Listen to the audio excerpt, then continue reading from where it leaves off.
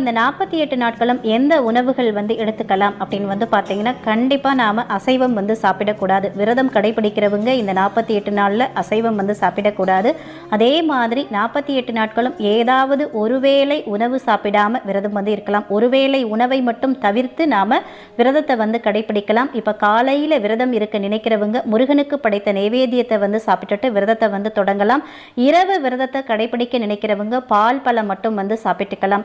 உடல்நிலை சரியில்லாதவர்களும் ஒருவேளை உணவை தவிர்த்தா மயக்கம் வரும் அப்படின்னு சொல்றவங்களும் 3 வேளையும் நீங்க சாப்பிட்டுக்கிட்டே இந்த விரதத்தை கடைபிடிச்சுக்கலாம். 3 வேளை உணவு எடுத்துக்கலாம். அதுல எந்த ஒரு தவறும் கிடையாது.